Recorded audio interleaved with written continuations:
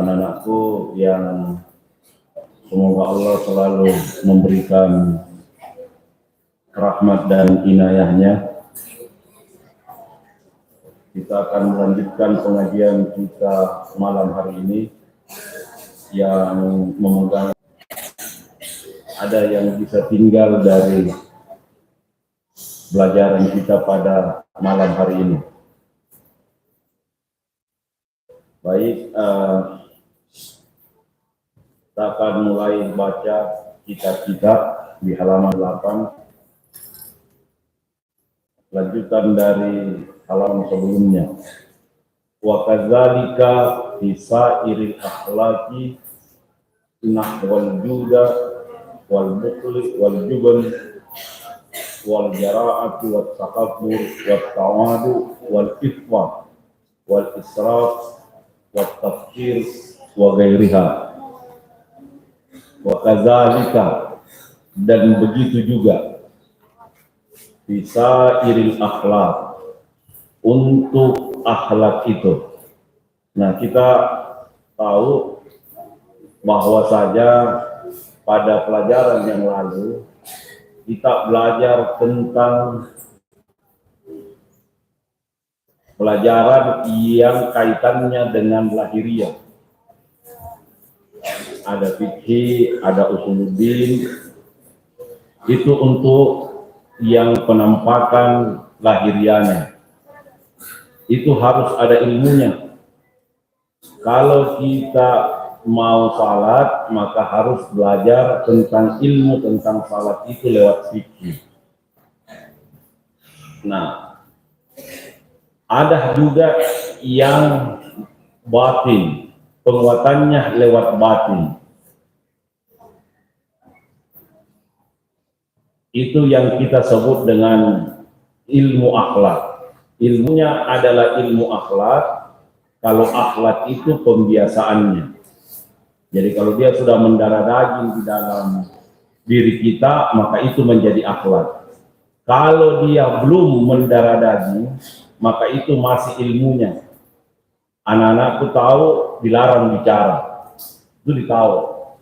Tidak bagus bicara. Ilmunya Anda tahu. Bahwasanya kalau ada orang yang bicara, kita harus mendengar. Itu ilmunya diajarkan seperti itu. Tapi apakah itu menjadi akhlak? Belum tentu. Kapan dia menjadi akhlak? Kalau satu kali dikasih tahu, atau tidak perlu dikasih tahu malah. Kalau sudah waktunya, sudah kita mau mendengar, kita mau belajar, maka otomatis kita tidak bicara lagi. Nah, kalau masih bicara, Anda belum berakhlak namanya. Walaupun Anda tahu ilmunya. Nah, itu yang harus juga kita pelajari. Nah, sekarang kita baru belajar, kita lagi berproses sekarang. Kalau setiap hari, setiap pertemuan kita sampaikan, nah itu artinya proses dalam pembelajaran agar kita menanamkan akhlak yang baik. Supaya suatu saat, ya mudah-mudahan kita sudah bisa tahu kapan kita harus bicara, kapan kita harus mendengar, kapan kita betul-betul tahu kondisi kita. Nah, itu akan sangat berfungsi akhlakul karimah. Sekali lagi anak-anakku, di mana-mana saya sampaikan bahwasanya yang menentukan, salah satu yang paling besar menentukan kesuksesan saudara itu attitude. Attitude itu akhlakul karimah. Nah, akhlakul karimah itu tidak bisa kita peroleh kalau belum kita biasakan. Nah, seperti umpamanya, bagaimana Anda punya kemurah hatian, itu kan dibiasakan. Bagaimana Anda sifat kikir itu, kalau Anda pupuk, maka ya itulah yang menjadi akhlak karimah. Kita biar sampaikan jangan kikir, pembina sampaikan jangan kikir. Tapi kalau itu yang Anda pupuk, maka itu yang bisa menjadi akhlakul karimah. Wal juban, bagaimana perasaan pengecut itu.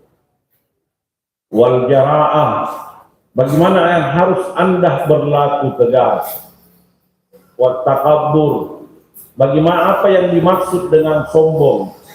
Wa tawadu, yang mana yang dimaksud dengan rendah hati.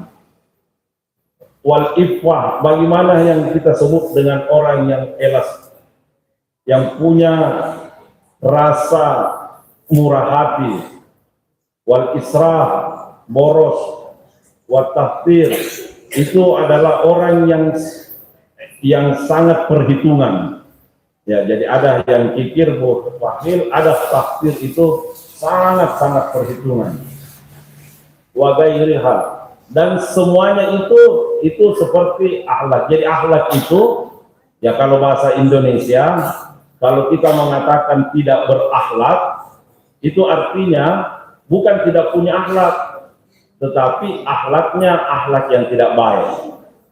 Karena apapun yang menjadi darah daging, apapun yang menjadi kebiasaan, apapun yang Anda lakukan, otomatis masuk di masjid ini bukan baca Quran, tapi yang Anda kerja adalah bicara, maka itulah jadi akhlaknya.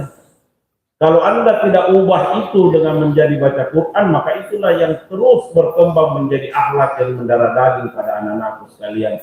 Makanya kenapa ditegur, makanya kenapa disuruh, makanya pembina, guru-guru tidak pernah berhenti menyampaikan bahwasanya jangan lakukan itu kerja yang baik, supaya kita bisa melakukan hal-hal yang baik sebagai tabiat karakter yang kita miliki dalam keseharian kita. Wa innal kibra wal bukhla wal jubna wal israf haramun. Sesungguhnya kesombongan itu, kikir, pengecut, dan boros itu haram. Haram di sini bukan dalam arti fikih, ya, bukan dalam arti fikih. Lawannya adalah halal. Haram artinya dilarang, sebaiknya dihindari. Yang seperti ini jangan dilakukan. Wala yumkinu taharrus anha illa biilmiha, dan itu tidak mungkin kita lakukan kalau kita tidak punya ilmunya. Kita tidak pelajari, oh sombong itu tidak baik, sombong itu akan kita dimurkai Allah Subhanahu wa ta'ala, kikir itu kita dijauhi teman, dan seterusnya. Itu ilmunya. Nah, pembina, guru-guru, para ustadz mendorong kita, memaksa kita untuk kita melakukan perbuatan-perbuatan yang baik, supaya itu yang menjadi darah daging kita. Illa bi ilmiha wa ilmu ma yudaduha. Jadi harus kita punya ilmunya, dan ilmu apa yang bertentangan dengan itu, apa yang sebaiknya. Kalau ini tidak baik, maka apa yang sebaiknya harus kita lakukan. Kalau bakhil itu tidak baik, kikir itu tidak baik, maka harus kita tahu ilmunya, bahwasanya yang penggantinya harus, ya, kita tidak kikir, kita bisa berbagi, kita bisa punya empati. Karena inilah ajaran kita, ajaran agama kita, untuk kita bisa berinteraksi dengan masyarakat. Coba saja di kamar, kalau ada teman-temannya yang kikir, Anda jauhi atau tidak? Ada yang kikir, Anda pasti paksa buka kirimannya. Nah itu karena sifat itu tidak baik, maka ya harus ada ilmunya. Wa yaftaridu ala kulli insanin ilmuha. Oleh karenanya akhlak itu harus juga, wajib juga, agar setiap muslim mengetahuinya. Wa qad sannafa Sayyidul Imam Al-Ajali Asy-Syahid Nasiruddin Abdul Qasim kitaban fil akhlaq. Ya, salah satu buku akhlak yang terbaik. Nantilah kalau Anda, anak-anak sekalian, pendidikannya ke lebih tingkat tinggi, maka ada salah satu buku akhlak yang pernah ditulis, itu ditulis oleh Nasiruddin Abdul Qasim. Wah, ini ma sunifa fayajibu ada kulli muslimin hifzuha, dan yang terbaik dari apa yang ditulis dalam buku itu tentang seluruh tentang akhlak-akhlak yang ada. Maka kalau kita membaca, maka kita bisa menghafal dan menjaga akhlak-akhlak yang ada dalam buku itu. Wa amma hifzu ma yaka'u fi batil ahahin fa fardu ala sabilil kifayah. Nah, ada juga ilmu-ilmu itu, tidak semua, kita kan berbicara tentang ilmu yang wajib, tetapi ada ilmu yang wajib yang kita harus miliki sendiri. Nah, itu yang kita sebut sebelumnya dengan ilmu hal, ya, ilmu tentang salat, ilmu tentang ibadah ini, ilmu tentang muamalah ini, sebaiknya setiap orang itu mengetahuinya. Tetapi ada ilmu itu ukurannya itu hanya ilmu, kewajibannya adalah fardu kifayah saja. Apa yang dimaksud dengan fardu kifayah? Kalau ada seseorang di suatu tempat itu sudah paham, sudah tahu, maka gugurlah yang lainnya. Kalau ada satu orang yang tahu tentang ilmu itu, maka yang lain bisa tidak wajib. Tetapi sebaliknya, kalau ilmu itu tidak ada yang tahu di tempat itu, maka semuanya berdosa. Contoh, harus ada setiap tempat, setiap wilayah yang tahu caranya memandikan jenazah. Nah, caranya mengkafani, tahu caranya menguburkan mayit.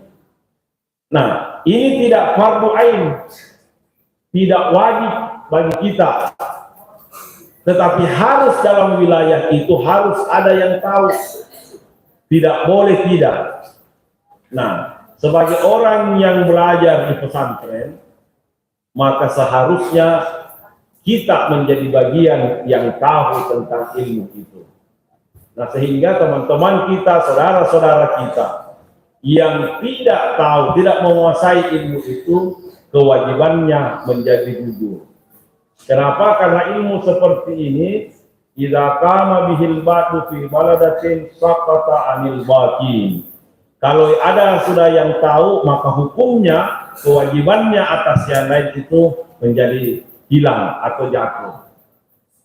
Fa illam yakun fi baladatin may yaqumu bihi istaraku jami'an fil ma'afin. Kalau tidak ada yang tahu tentang ilmu ini umpamanya dalam satu tempat, satu wilayah, maka semua yang ada dalam wilayah itu menjadi berdosa. Ya, apalagi kalau ada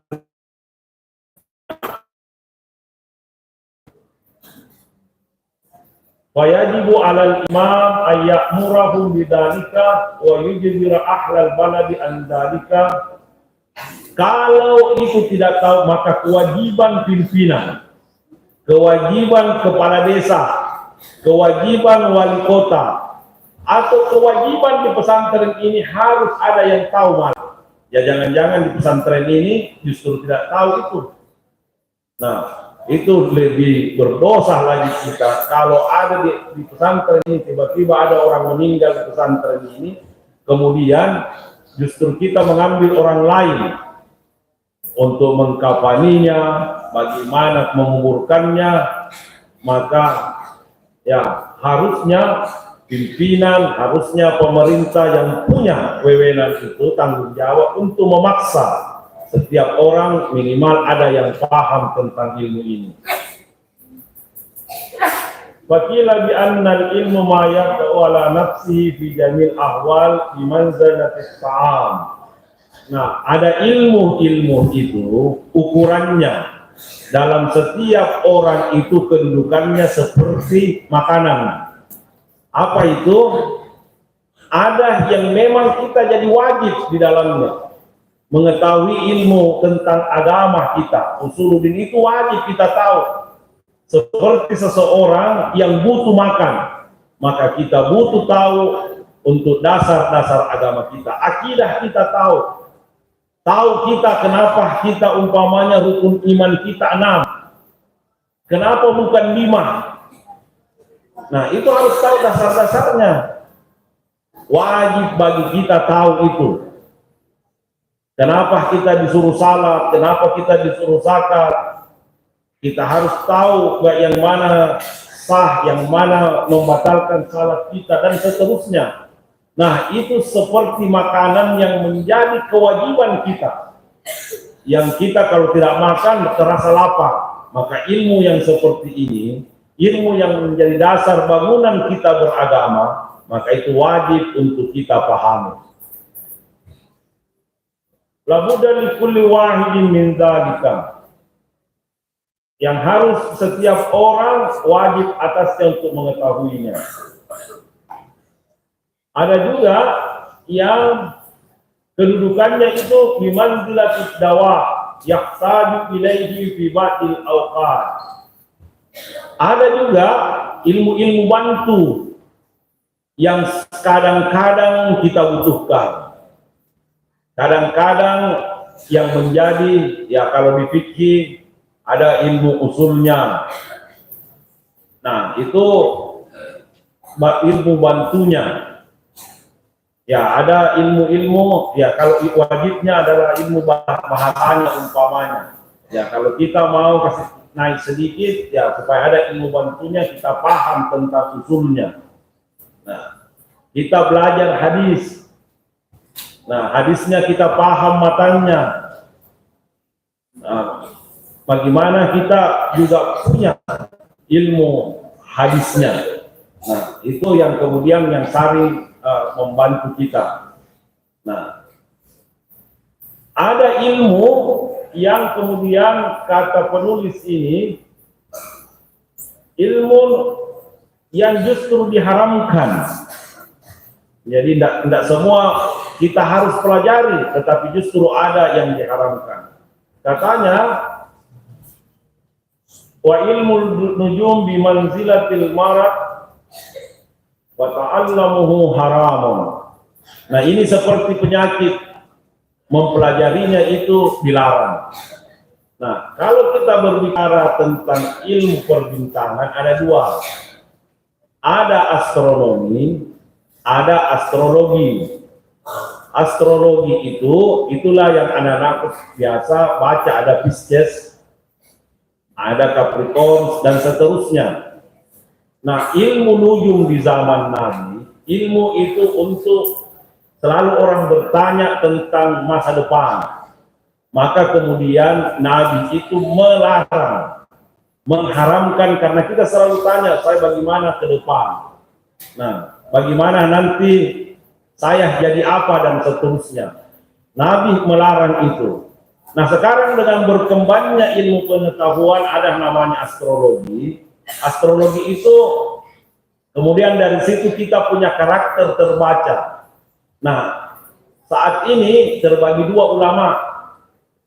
Ada tetap mengharamkan sebagai bagian dari ilmu nujum, ada yang kemudian membaginya tergantung niatnya. Nah, ada cuma tidak percaya, bukan saya tidak percaya ini, cuma sekedar dia baca sebagai ilmu pengetahuan.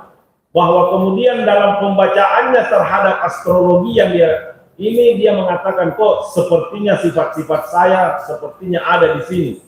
Nah, selama dia tidak mempengaruhi terhadap apa kepercayaannya terhadap masa depan, ada sebagian ulama yang membolehkan itu. Nah, ada yang jalan tengahnya begini. Sama ketika Mufti Syriah ditanya, saya lupa namanya, Allah yarham, bagaimana kalau orang itu dijampi-jampi pakai Quran? Biasanya orang-orang dulu kalau ada keluarganya sakit, diambil ayat-ayat Al-Quran, ditulis, dimasukkan. Ayat-ayat Al-Quran itu dibungkus dan disimpan di mana tempatnya sakit. Ya, maka Syekh Mufti tersebut menjawab, lihat bagaimana orangnya.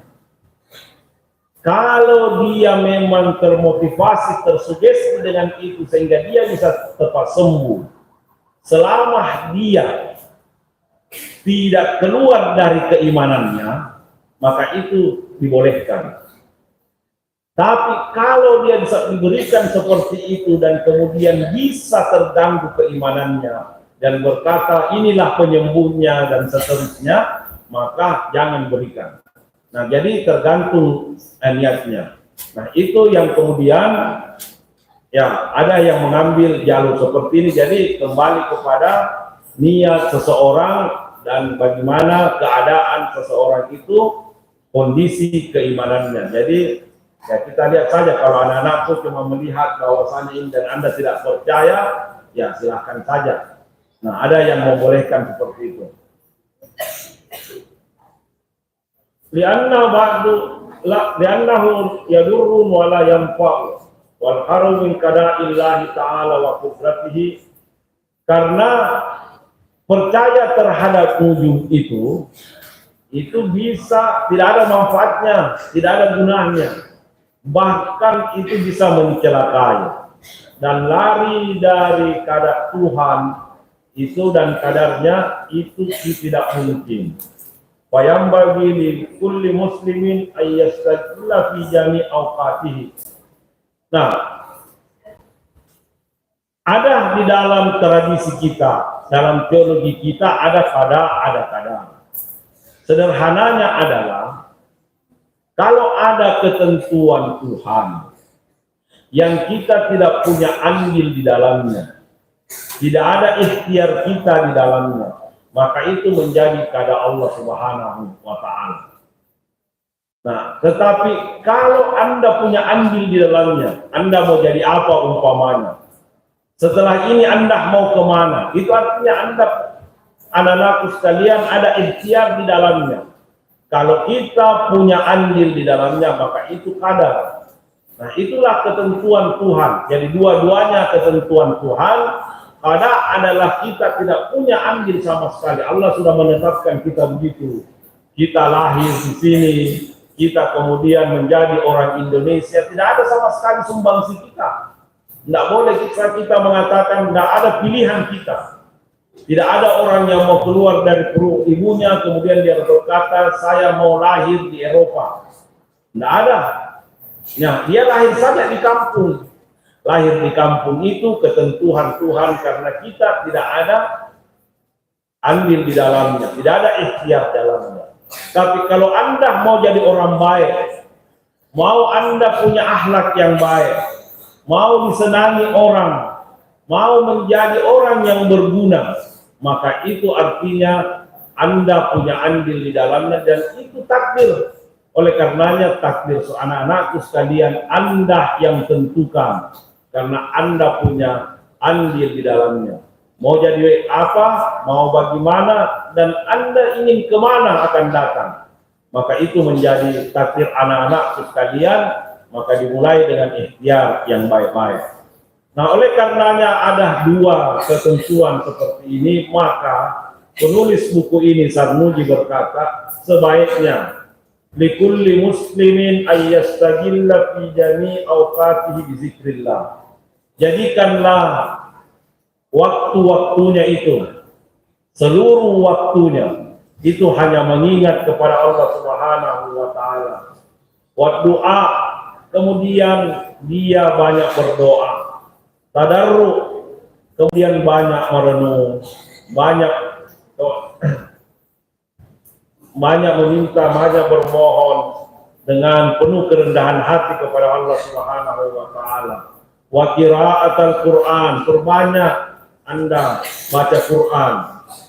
Wassadaqat, kalau ada kelebihan jadikanlah dia sedekah. Semoga kesemuanya itu ad-dafi'atu bil bala'i. Maka mudah-mudahan itu menjadi penolak dari bala kita, dari bencana yang akan datang. Karena ada yang salah satu hadis Nabi bahwasanya sedekah itu bisa menolak bala. Nah, jadi perbanyak itu. Nah, salah satu ajaran Nabi Shallallahu Alaihi Wasallam adalah mengajarkan kita berdoa. Allahumma la aruddu qada'aka walakin atlubul latfa minka. Ya Allah, kami tidak mungkin menolak apa yang Allah tentukan atas kami. Tapi semoga kami memohon kepadamu, ya Allah, kami bisa menjalani dengan kelembutan darimu, ya Allah, kami bisa menanggung, menjalani ketentuan yang kau berikan atas kami. Nah, itu ajaran Nabi. Jadi kita tidak usah lari dari ketentuan itu, kita sudah berusaha. Setelah berusaha kita bertawakal, maka yakinlah apapun ketetapan Allah atas kita, insya Allah itu yang akan terbaik bagi kita. Wa yas'alullah ta'ala al-afwa wal afiyah, maka mintalah selalu kepada Allah pengampunannya, wal afiyah fid dunya wal akhirah, kesehatan. Al-afiyah dengan sihat itu berbeda. Kalau kaki ini bisa melangkah itu sehat, tapi belum tentu afiat. Kalau dia melangkah ke tempat yang salah, maka itu namanya sehat tetapi tidak afiat. Kalau mulut ini masih bisa berbicara, itu sehat. Tapi kalau berbicara yang kotor, berbicara yang kasar, itu tidak afiat namanya. Maka kita meminta afiat, kesehatan, dan sehat itu membawa kita lebih dekat kepada Allah Subhanahu wa Ta'ala. Itulah al-afiyah. Yasunahullahu ta'ala anil bala'i wal afat, yang semuanya itu mulai kita berdoa, mulai kita menundukkan hati kita, kemudian berzikir, baca Quran, kemudian kita bersedekah, mudah-mudahan itu menjaga kita semua dari bala dan bencana yang akan menimpa kita. Marutikat doa ulam yahramul ijabah. Kalau kita diterima, kita punya doa, artinya kita diijabah, kita diperkenankan doa kita. Maka alhamdulillah, karena apa yang kita mohonkan itu dikabulkan oleh Allah Subhanahu wa Ta'ala. Wa in kana al-bala'u muqaddaran yusibuhu la mahala, maka jika kita sudah lakukan itu, tetapi tetap menjadi takdir kita mendapatkan bencana, mendapatkan bala, maka yakinlah musibah itu yuyassirullahu ta'ala alaihi, maka insya Allah Allah akan memberikan keringanannya, Allah akan membuatkan jalan keluarnya selama kita melakukan apa yang dianjurkan tadi. Wa yarzuquhu sabr bi barakatid du'a, dan insya Allah Allah memberikan kita kesabaran dengan berkah doa tadi. Jadi doa itu anak-anakku sekalian, mungkin kita tidak terima apa yang kita minta, tetapi insya Allah Allah mengganti doa kita dengan sesuai dengan apa yang kita butuhkan, apa yang kita sesungguhnya paling pas. Mungkin memang tidak dijawabnya doa kita, itulah yang pas, tetapi Allah menggantikan dengan kesabaran. Allahumma illa idza ta'allama minan nujumi qadra ma ya'rifu bihil qiblah wa awqatis salat. Kecuali sekali lagi ilmu tadi yang astronomi itu bisa, semua sepakat ulama. Kalau ilmu astronomi itu dipelajari agar kita bisa menentukan arah kiblat, kita bisa menentukan waktu-waktu salat, maka itu diperbolehkan. Wa amma ta'allum ilmu tibbi fa yajuz li'annahu sababun min asbab. Ya, ilmu kedokteran itu diperbolehkan karena itu menjadi sebab di antara sebab kesembuhannya. Perbedaan orang-orang yang belajar agama dan mempelajari kedokteran, ilmu pertabiban, maka dia tahu bahwasanya ilmunya itu hanya wasilah, ilmunya itu hanya media saja, bukan dia yang menyembuhkan. tetapi itu menjadi salah satu sebab dari kesembuhan orang. Jadi dia tetap yakin bahwasanya Allah Subhanahu wa taala yang menyembuhkan, tetapi dokter itu menjadi medianya. Oleh karenanya tadawan Nabi sallallahu taala alaihi wasallam, Nabi juga berobat. Wa qad hukiya an Syafi'i rahimahullahu taala annahu qala al ilmu ilmani, ilmu fiqh lil adyan wa ilmu tibb lil abdan. Imam Syafi'i kemudian berkata ilmu itu ada dua. Ilmu yang pertama adalah untuk agama kita, maka seharusnya kita paham ilmu fikih. Kemudian ilmu kedokteran untuk ilmu fisik kita atau ilmu badan kita. Wal fiqhu ma'rifatun daqa'iqatul ilmi. Qala Abu Hanifah rahimahullahu taala alaihi al fiqhu ma'rifatun nafsi wa ma laha wa ma 'alaiha. Abu Hanifah berkata bahwasanya ilmu fikih itu membuat seseorang mengetahui apa yang boleh dan apa yang tidak boleh atasnya. Wa kana mal ilmu illa lil amal, dan sekali lagi dia sampaikan bahwasanya tidak ada gunanya ilmu pengetahuan itu tanpa diamalkan. Wal amalu bihi tarkul ajil lil ajil. Sesungguhnya kalau kita memfungsikan ilmu kita, maka ilmu kita itu akan mengantarkan bahwasanya prioritas hidup ini adalah untuk kepentingan akhirat. Ilmu itu, anak-anak sekalian, diperhatikan bahwasanya kalau dengan ilmumu itu yang Anda utamakan, yang Anda fokuskan, yang Anda dasarkan untuk meraih akhirat, insya Allah duniamu ikut. Tapi kalau ilmumu itu kemudian Anda lebih prioritaskan untuk menggapai dunia, maka pastikan bahwa akhiratmu akan tertinggal.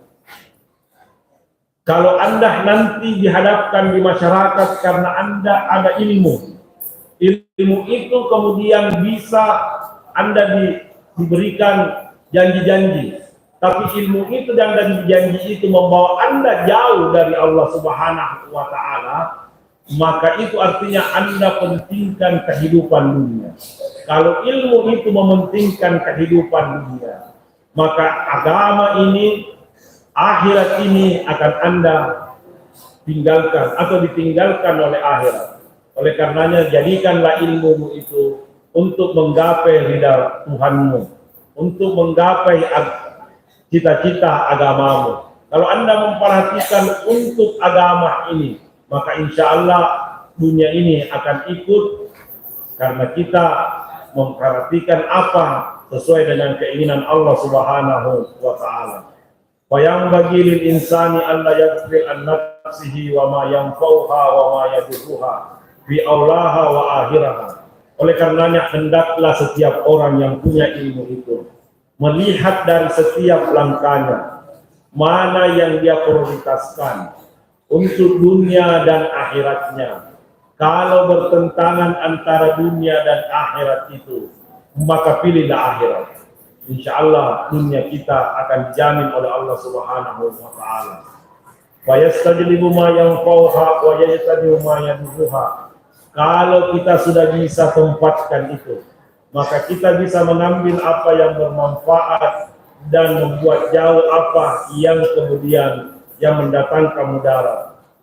Kaila yakunu aqluhu wa amalu hujjatun alaihi wa yasdadu uqubatan.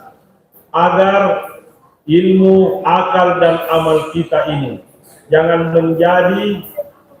menjadi saksi di hari kemudian atas kita bahwasanya kita tidak memanfaatkan ilmu kita tidak memanfaatkan dengan amalnya, maka itu akan menjadi tambahan dari siksa kita. Na'udzubillahi min sakhtihi. Mudah-mudahan kita terlindung dari amarah Allah Subhanahu wa taala wa iqabihi dan siksanya. Terakhir Rasulullah kemudian menyampaikan satu hadisnya. Rasulullah Bersabda qala Rasulullah sallallahu alaihi wasallam, "Man salaka tariqan yatlu fihi ilman." Barang siapa yang menempuh jalan agar untuk menuntut ilmu, salakallahu tariqan min turqil jannah. Maka Allah Subhanahu wa taala akan membuatkan jalan menuju akhirat, menuju surganya. Wa innal malaikata la tada janihataha. Para malaikat itu akan mengepakkan sayapnya untuk menaungi li talibil ilmi, bagi para penuntut ilmu pengetahuan.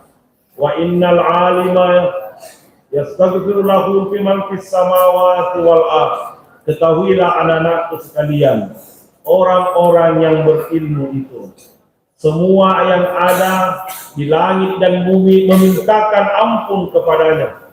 Wal hitan fi jawfil ma'i, begitu juga ikan-ikan yang ada di dasar laut. Wa inna fadlal alimi 'alal jahil kafadlil qamaril lailatil badar. Ketahuilah keutamaan orang yang berilmu daripada orang yang bodoh, seperti keutamaan bulan purnama atas bintang-bintang yang lain.